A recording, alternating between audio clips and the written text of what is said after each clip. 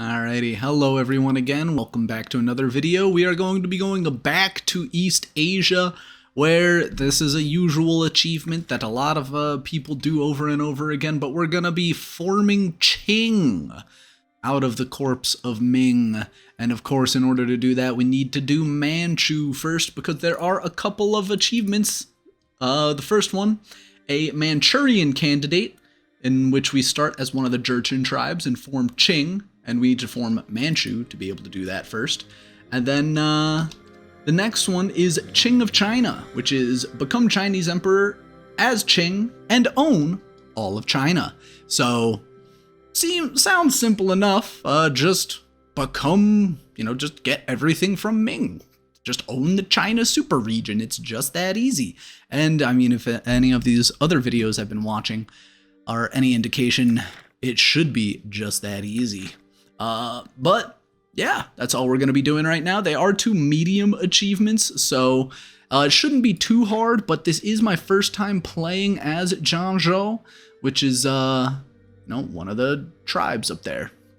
So let's just see how it goes. And I know we do have a pretty deep mission tree, so it should be pretty good.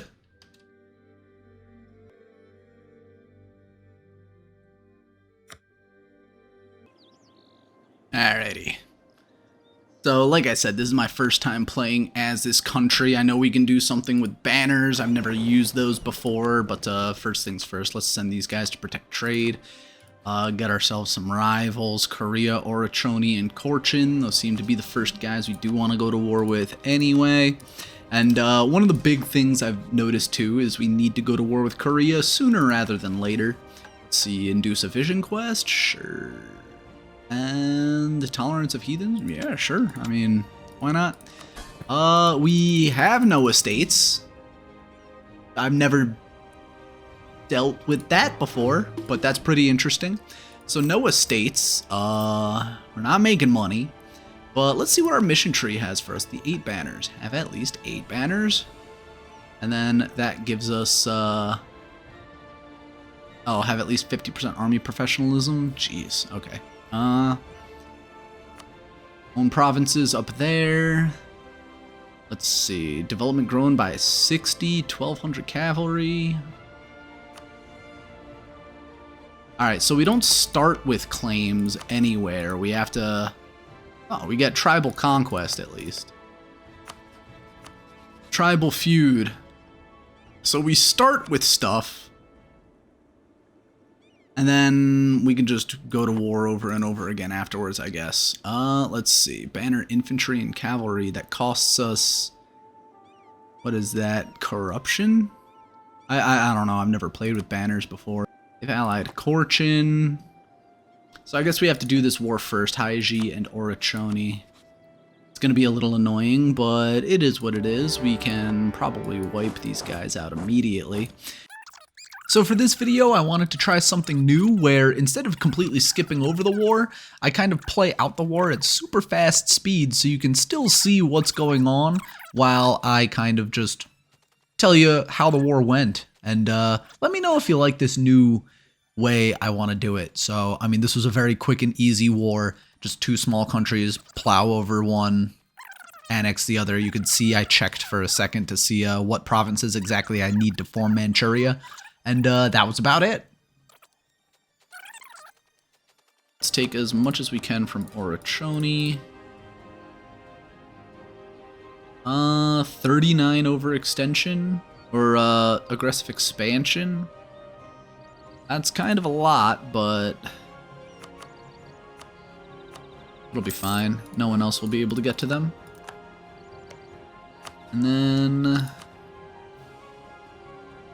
another 35 over, aggression.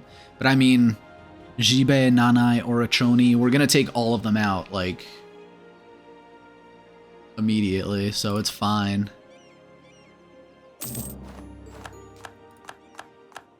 Tribal feud against other places. Oof. Maybe we should focus on the admin power. And, yeah, yearly inflation, sure. do have that one loan, but this money is going to fund the next war, which is going to be against Nanai, allied to Cochin. This was another very quick war, just focused down Nanai first, got the war score ticking, got their war exhaustion going, and then after that we focused on Cochin, who went to go siege our own provinces down. Once we hunted down their armies, we just kind of carpet sieged them.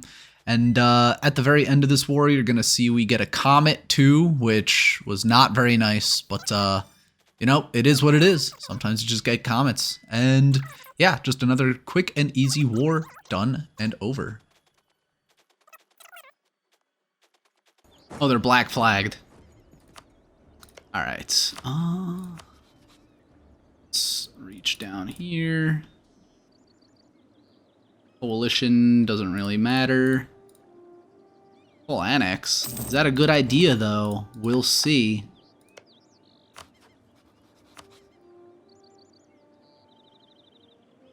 Full annex.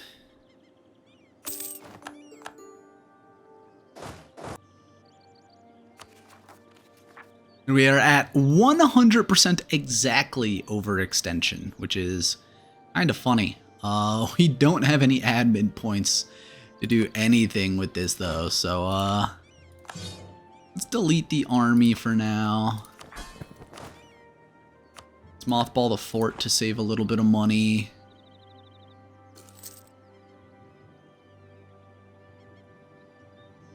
And let's start slowly trying to core everything up, because holy cow, I did not expect that. Are we going to be making money? Lose 2 war exhaustion, cool. We are not making money. Most of that is in the corruption. Now let's buy the free company again.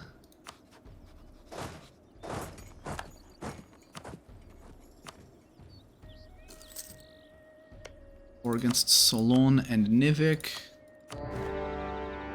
This war is slightly annoying because Jibei declares war on Solon as well, and we don't have eyes on the island to the east, so Nivik is able to escape over there and we can't get the full annexation on them.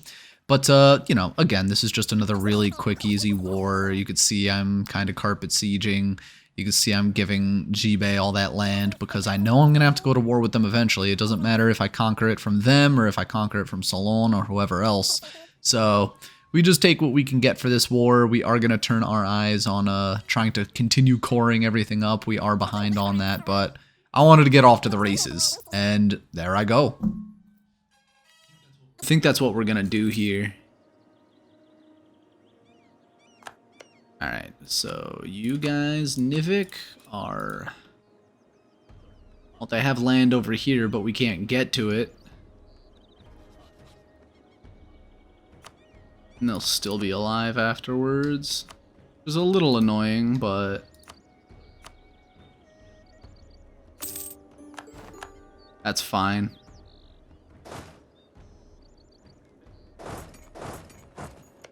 Then, over here against Solon, we'll do this. Vassalize? No, you don't want to be a vassal?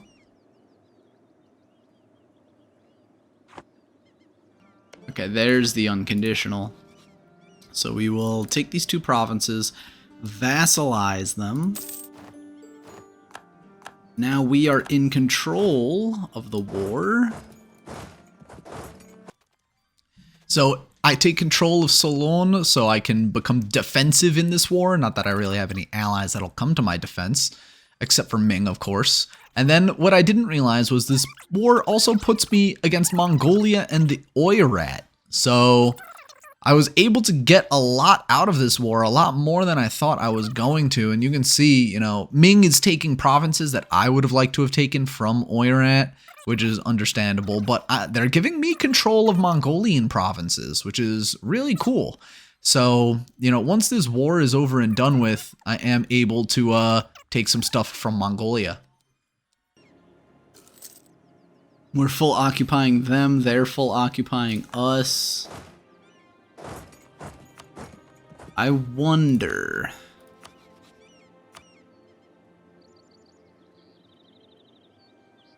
Mongolian vassal would be too big. We can take some border provinces over here.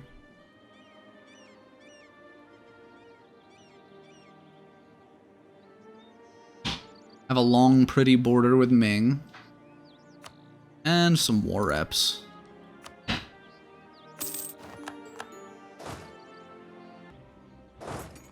And I do want to go to war with Korea after this as well. So let's, they got the full occupy in. We're looking mighty fine over there. We have 80 overextension again. We are never gonna get the next diplomatic tech. And rival Oirat too. And our liberty desire is quite high. Our truce with Orachoni is up in 4 years.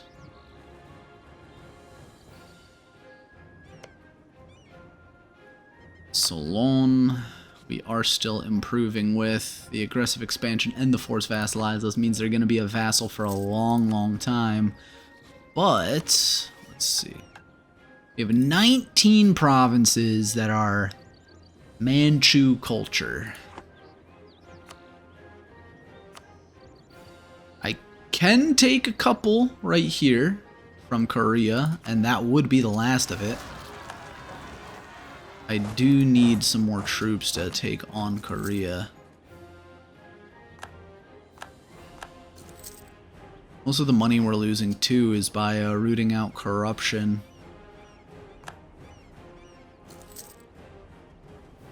And we're not even losing that much money right now.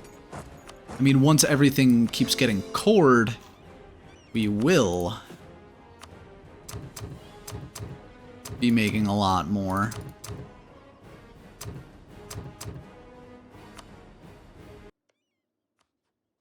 So this war against Korea is a little annoying. You're going to see Korea sneaks around behind me at some point, and I have to hunt down their army.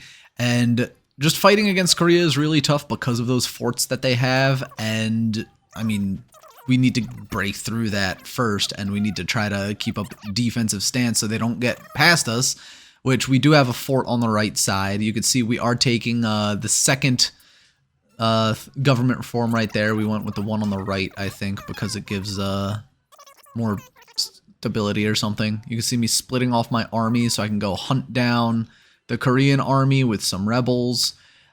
Korea actually tried to come back to fight me. They failed, and because of that, we were able to, you know, continue snowballing forward, try to really take that fort, which we eventually did. And I was just getting really tired of being in this war. I did not want to go for the 100% war score. And I mean, we kicked their army's ass enough times that even with, I think we're at like 46%, like even with just that, you can see we break the walls, we're sieging them down, but like Korea is getting back to us too. So I was just like, let's end this. Peace with Orachoni should be done now, so I can take the rest of those lands. Tribal succession. Uh-oh. 223. Damn it.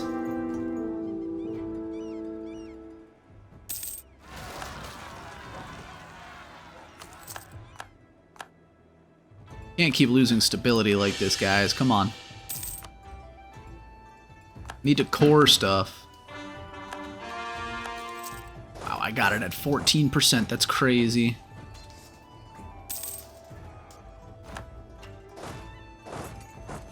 I need to take out my rebels. Let's... Where's our overextension at right now? Only 12%.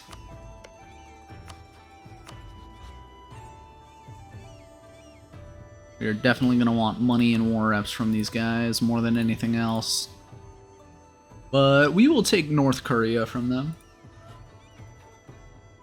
It's only 29% overextension too. That's crazy.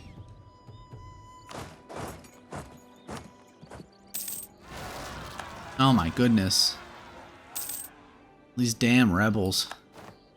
I think before we become independent, I want to declare this war. Tribal feud. We can buy the free company again or something.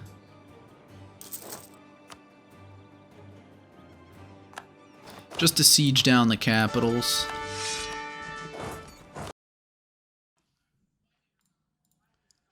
This is just another super quick war. I just had to wait to build up my navy for it though, which was pretty annoying because I had forgotten to build a navy and I needed to build the navy so I could actually go invade Nivik, get that to straight crossing, and actually finish the war. So most of the wartime is simply waiting for that to happen. So, I mean, not really much else to say about this war, just gotta wait a little while.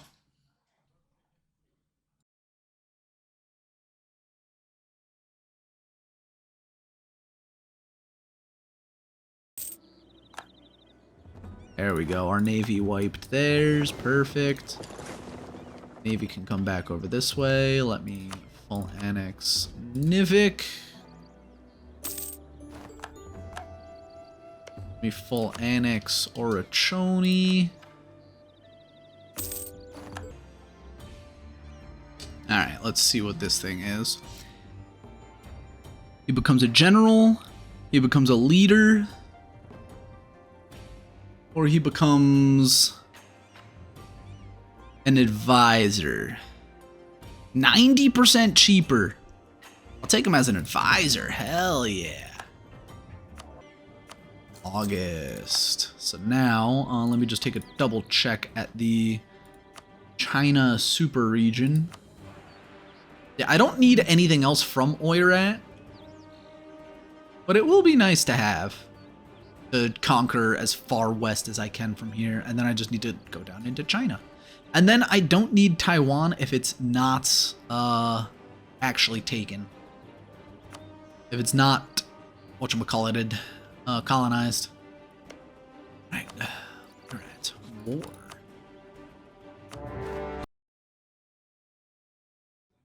So we call this war against the Oirat, and it goes really well for us. It's just annoying because they're a horde, their armies are fast. We have to try to hunt them down, and I mean, that's really all there is to it. We just take their capital almost immediately, carpet siege them, try to chase them down, fight their armies, and from there, it's just another pretty easy war. None of these wars are really hard. And that's something I say at the end of the video, where it's just not that hard.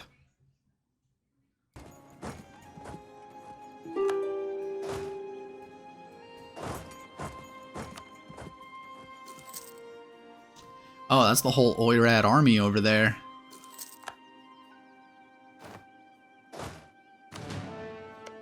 That's the case. Then let me do something like, yeah, that's 4 reps money. Perfect.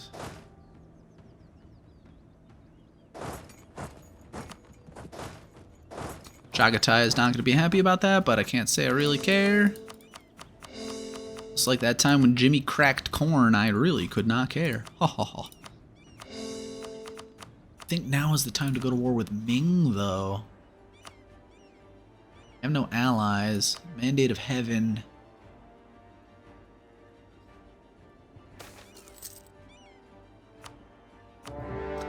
Alright, let's do it.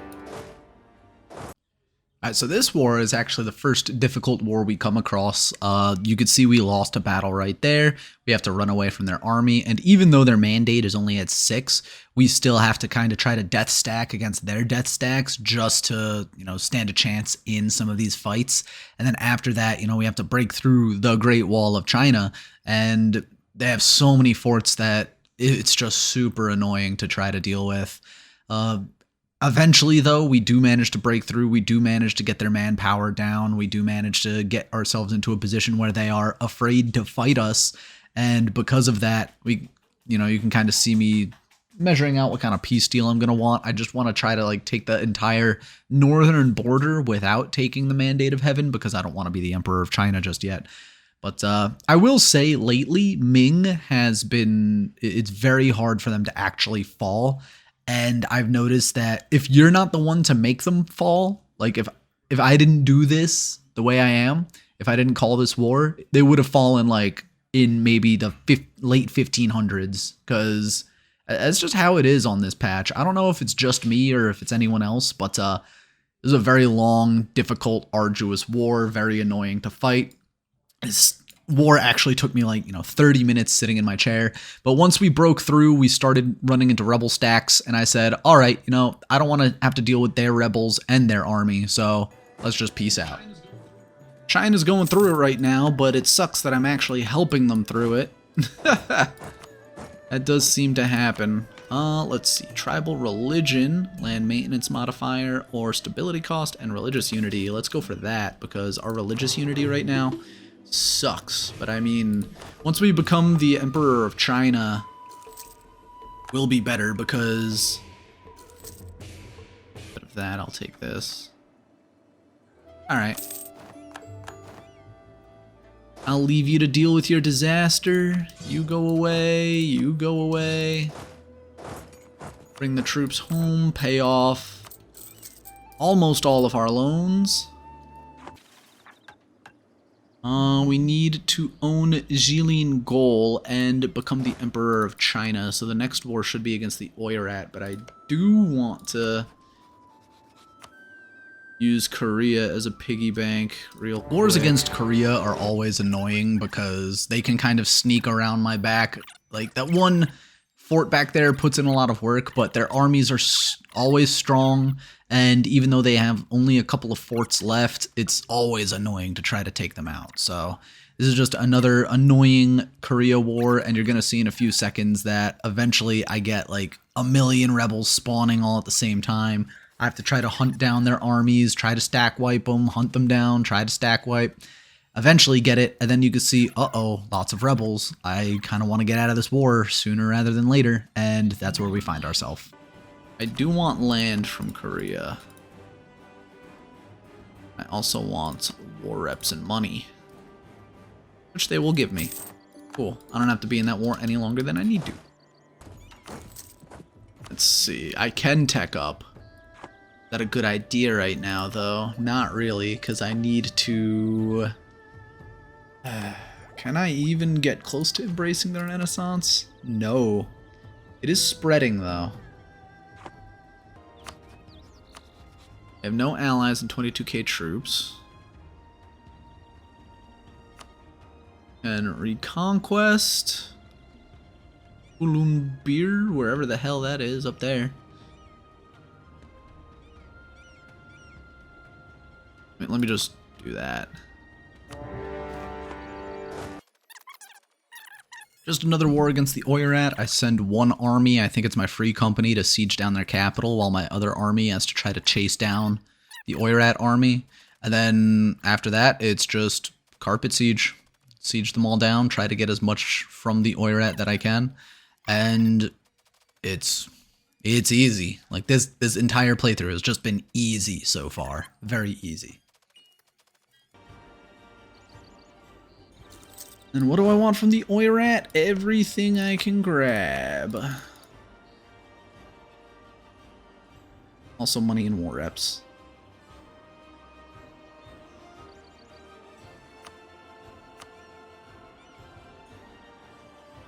Pillaging the capital, not a bad idea.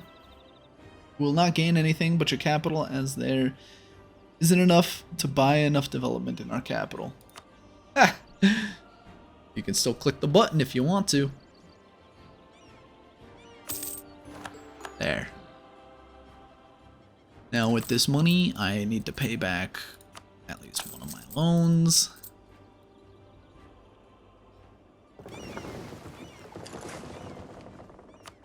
Ming, it looks like it's controlling itself somehow. What's the truce with Korea up? Doesn't really matter. Let's take the Mandate of Heaven, Yangzhou, which is down there. This war is a little on the annoying side because Korea is also in it, and I mean, fighting Korea is always annoying, we know that. So Korea and Ming, and I eventually do peace out Korea first. I do the same thing the AI does, where I peace out the weaker opponents. And then after that, I think I take one province and then more money and war reps from them. Then after that, while I'm focusing Ming, Chu and Shu both attack, I think. So that just kind of spreads Ming even thinner. Frustrates me because I did want to take some more from Chu, or rather some of the land that Chu was taking. But I mean, once we become the ruler of China, we can just go to war with them for free anyway, let's be real. So just another quick and easy war. Got a little distracted though. Yeah, we're both trying to carpet siege, trying to get as much war score as we can from the other, or before the other can take any more.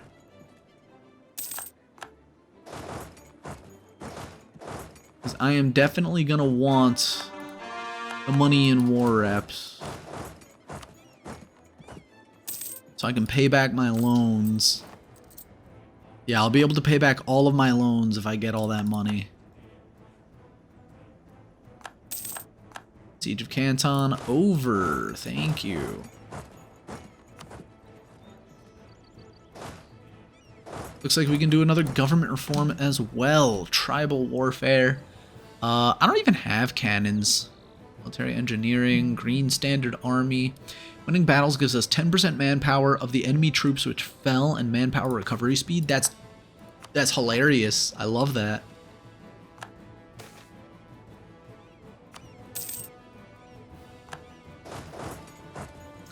Oh, it's already being sieged down. That's the case. Let me see. It will give us everything but land. Let's take it.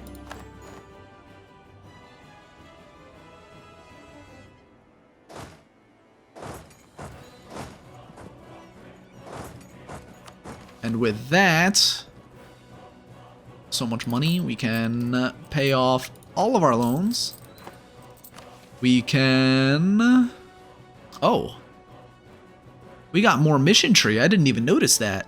Right. Issue the 7 grievances. Total development at least 300. Manpower 75%. Dominate the Jurchens. Ming killed the grandfather without reason. Ming suppressed our people. Ming violated us. Our time has come. Siege ability. Oh. I wish I had that before that war started. Conquest against Ming for a bunch of stuff. Bypass the Great Wall, which we already did. Gives us Shenyang, controlled by Manchu. Manchu, war score against Manchu, less than 50%. All provinces in the Liaoning area owned by Manchu. What does that give us? Oh, if we were at war, we would have gotten stuff, but we're not. So I'll take a stability. Then proclaim later Jin. Gain 25 prestige. All the excess prestige will be converted into monarch power, which is fantastic.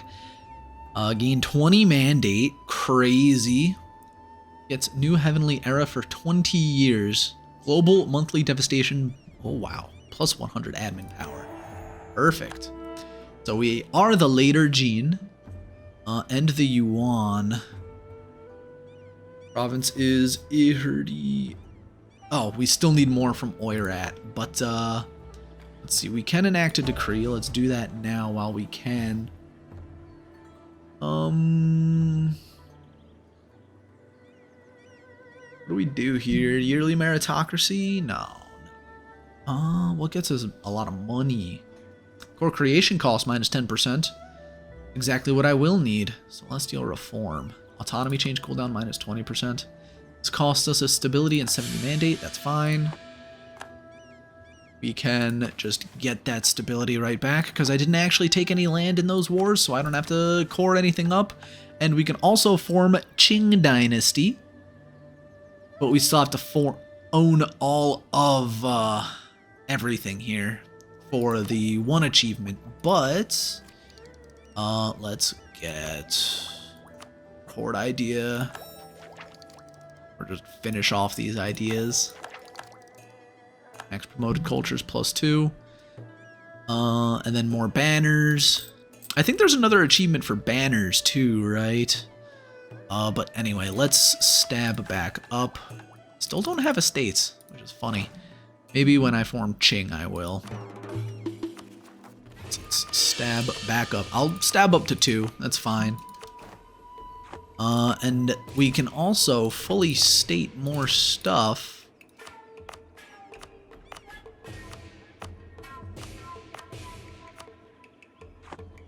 Means we'll be back to 0 admin power. But we will be making a lot more money from that.